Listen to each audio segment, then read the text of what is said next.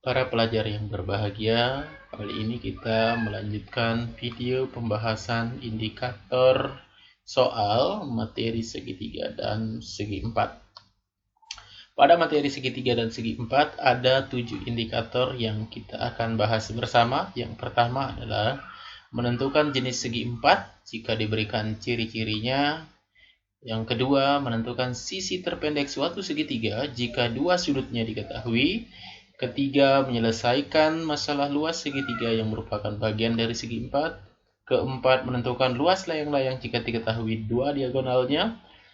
Kelima, menentukan keliling bangun. Keenam, menentukan luas arsiran bangun yang berbentuk trapesium. Dan terakhir, menyelesaikan masalah yang berkaitan dengan luas daerah di sekeliling persegi panjang.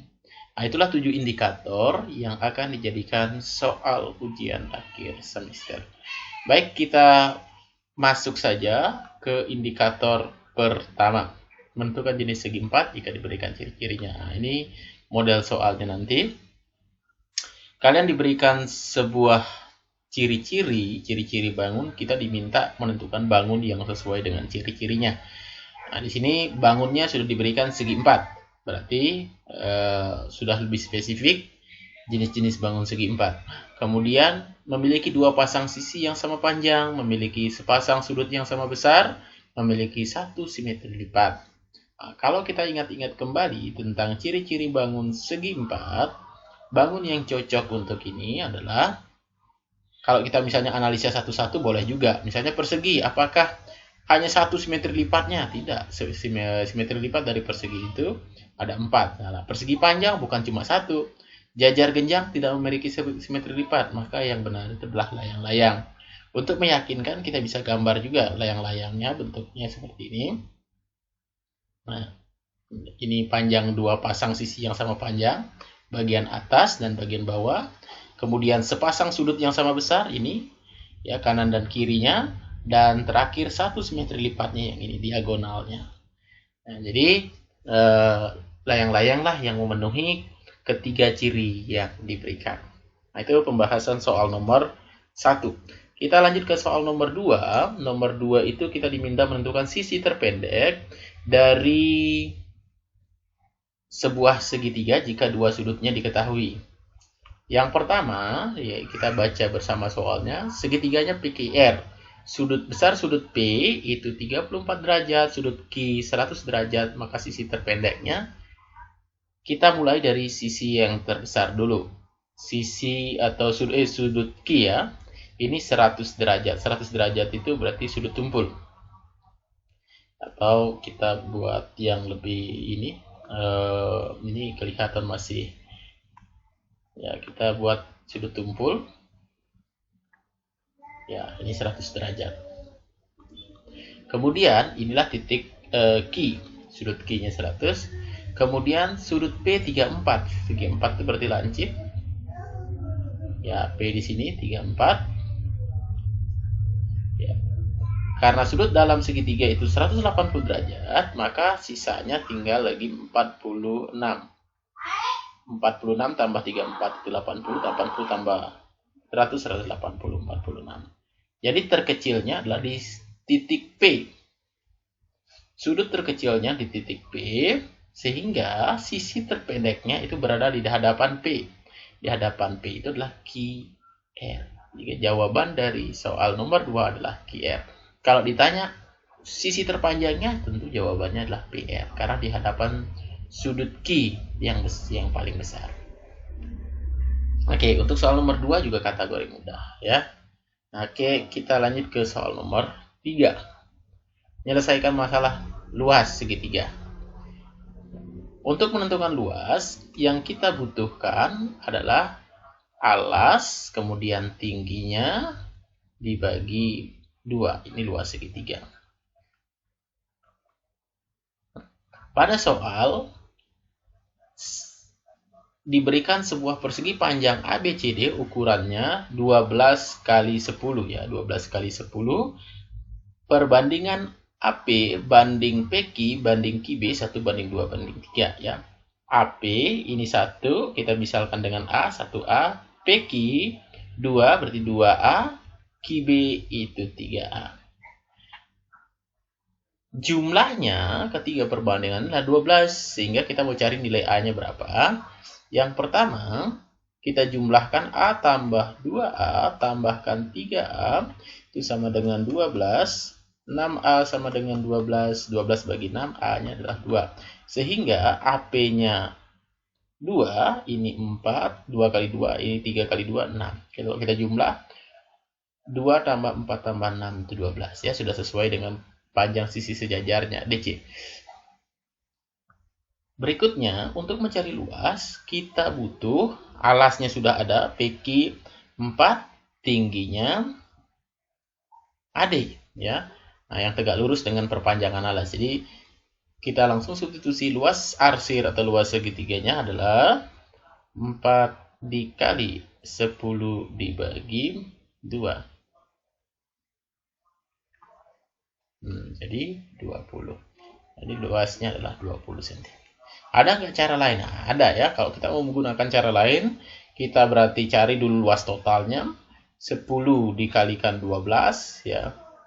Itu 120. Cara lainnya, tapi lebih panjang. Baru kemudian kita cari lagi luas trapesiumnya. Trapesium ya, siku-sikunya 6 tambah 12 per 2 kali 10. Nah, ini kalau kita bagi 18 kali 5 itu 18 kali 5 ya, 90. Nah, kita kurangi. Ini dapatnya 30. Kita kurang lagi dengan luas DAP. Segitiga DAP itu alasnya 2. Kalikan dengan 10 bagi 2. Itu dapatnya 10. Kalau kita kurangi 20. Sama ya jawabannya. Nah, jadi lebih mudah kalau kita menggunakan cara langsung saja. Alasnya sudah PQ, tingginya AD, langsung kita kalikan bagi 2. Nah, ada juga cara lain ya. Kalau kita misalnya cara lain, kita bisa juga menggunakan segitiga DAQ dikurangi DAP ya. Itu cara lain. Tapi kita gunakan cara yang lebih cepat. Lanjut ke soal nomor 4. Untuk soal nomor 4, kita diminta menentukan luas layang-layang kalau dia diketahui kedua diagonalnya. Nah, ini kategori soal mudah ya, atau level 2. Kenapa? Karena kita tinggal substitusikan saja nilainya. Kita tahu luas layang-layang itu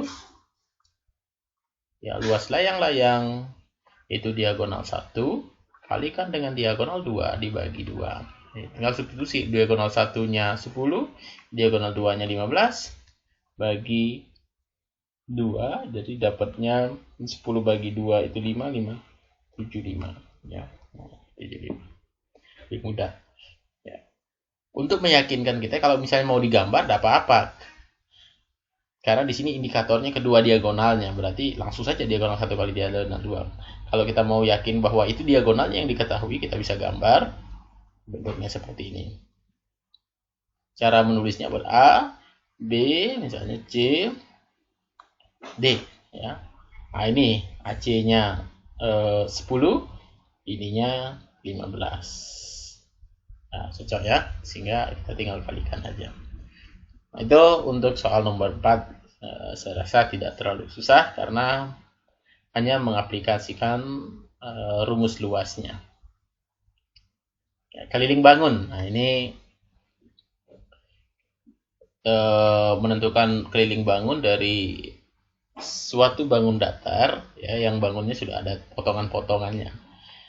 Ingat, keliling itu idenya adalah kalau kita start dari titik merah ini, misalnya A harus kembali ke A tanpa melewati sisi yang sama ya, atau melewati pembentuk bangun ini, kita naik ke atas. Kalau kita mencari ke keliling, kita bergerak ke atas dulu. Keliling bangun 12. Di sini 5, 5, 5, 5, 5. Berarti 5-nya ada 5 kali, tambah 25. Kalau 5 kali. Turun. Nah, ini ya, turun. Ini belum diketahui, tapi bagaimana caranya memudahkan kita? Nah, ini kita bisa pakai sistem pemindahan.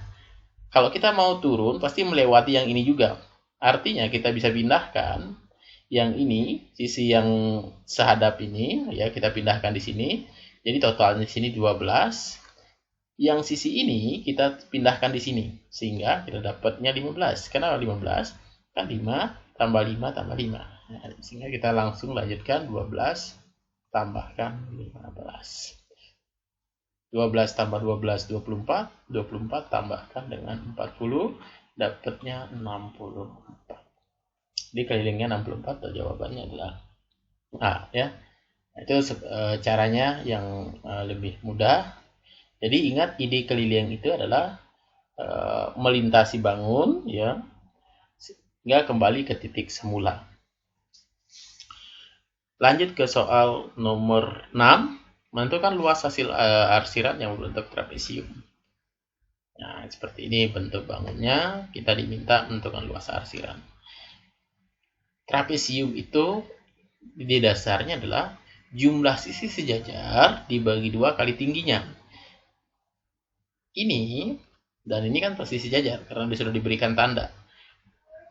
Kita jumlahkan dari 6 tambah 13, kalau kita mau cari luas, ya. Jumlah sisi bagi 2, tingginya itu yang tegak lurus dengan alas atau perpanjangan alas. Nah, 8. Kita coret, ini 4, jadi 19 kali 4, jawabannya 70. Ya. Nah, seperti itu untuk menentukan luas arsiran bangun yang berbentuk trapesium.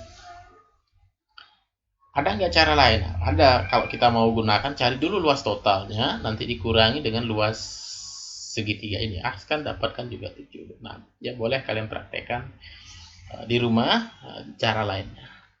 Kita lanjut soal terakhir. Ya, soal terakhir inilah yang kategori ya soal sedang juga, ya, soal sedang. Kita diminta menentukan luas daerah di sekeliling persegi panjang. Nah, ini kita harus gambar kolam berbentuk persegi panjang. Kita langsung gambar persegi panjangnya. Ukurannya itu 15 kali 20. 20 panjangnya, 15 lebarnya. Di sekeliling kolam akan dibuatkan jalan dengan lebar 1 meter. Nah, berarti bentuknya seperti ini. Ini ada jalan, sama semua, ya. Ada jalan 1 meter. Pertanyaannya, berapa luas untuk jalan atau keramik yang digunakan untuk jalan ini? Ya, atau ini Bapak sudah arsir. Untuk menghitung ini lebih mudah, kalian bisa bagi-bagi menjadi bangun. Nah, bagi. Ya, ini bagi. Ya, bagi. Yang ini itu 15. Ini 20. Artinya luasnya yang ini 15 kali 1. Karena lebarnya 1. Ini 15. Kemudian ini 20. 15, 20 sama aja dengan misalnya keliling bangun. Untuk luasnya itu, ya, luas total sama dengan keliling bangun kali 1, karena lebarnya 1 ditambah dengan ininya, sudutnya ini ada 4. Perseginya ini ada 4. Setiap sudutnya ada 4 sudutnya, ya. Jadi 4 dikali 1 kali 1.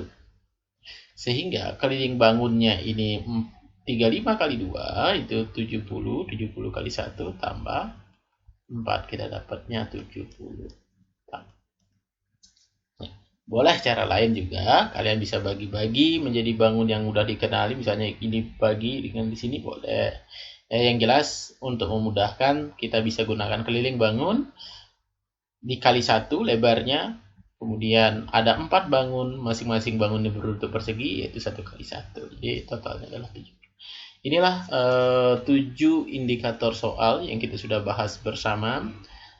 Saya harap kalian bisa ulang-ulangi untuk mendapatkan hasil yang lebih baik.